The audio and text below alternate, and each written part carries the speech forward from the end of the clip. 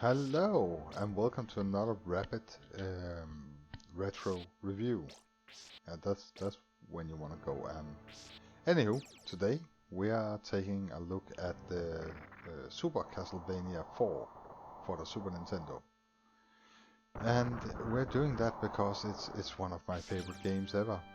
Um, so the Castlevania series is you fight Dracula. That's the thing. And your enemies are ghouls and skeletons and all kinds of weird shit actually.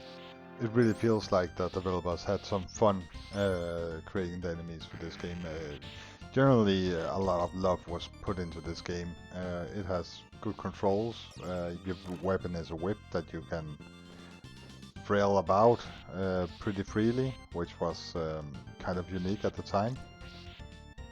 Um, and your secondary weapons, the pickups, everything about this game is just interesting. The only real downside is that some of your deaths can seem a bit unfair, and that's especially when you get knocked back and you get knocked over an edge and you fall to your death.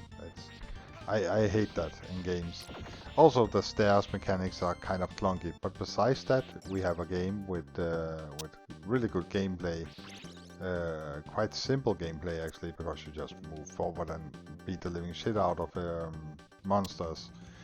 There is also quite a lot of platforming, but it's pretty well done, and the control scheme supports it not getting frustrating. The game's aesthetics are absolutely gorgeous. There's parallax scrolling. The levels are different enough so you never really get bored of what you're looking at. Everything is well animated. I love the level design in this. I love the mood it sets you in. It's pretty complete.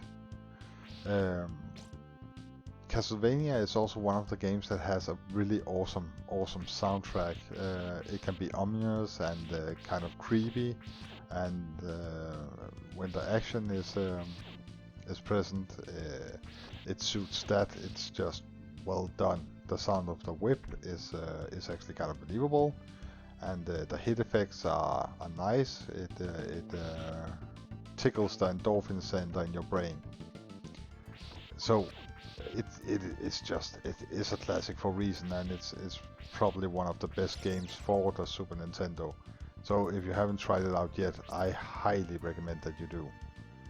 If you want it in box, you're going to pay a premium, but you know that the case is just as good. It's fine to just have the game. You don't need all that paper. The difficulty is fairly high. Even on easy, I find it pretty difficult. Some of the enemies are really hard to hit. You will run into some of the easiest boss battles ever on the Super Nintendo, but also some of the hardest. I mean, the Dracula at the end is absolutely brutal. Even when you feel like, okay, now I have figured out the pattern, you don't. He will throw you off. And that's well done, because they really didn't have traditional AI back then, so it's quite an achievement to keep you guessing how to defeat someone. Anywho, time to give a grade, and this is going to be a first, and it may be nostalgia talking, but technically it's perfect. There are some annoyances, but nothing that should lure it away from a perfect grade. It's a 10 out of 10 for me, especially the visuals and the sound. Give it that little extra, but that would be nothing if the gameplay and the controls weren't top notch as well, which they are. So 10 out of 10. Go find it on eBay right now. If you have it in the attic, go pack it out and play it again. You will enjoy it. So I hope you enjoyed this quick review. It turned into quite of a rant, but they often do for me, let's be honest. If you enjoyed it, please leave a like and subscribe if you haven't already. That it helps out a lot. If nothing else, then with my ego, you know, that certainly needs a boost. And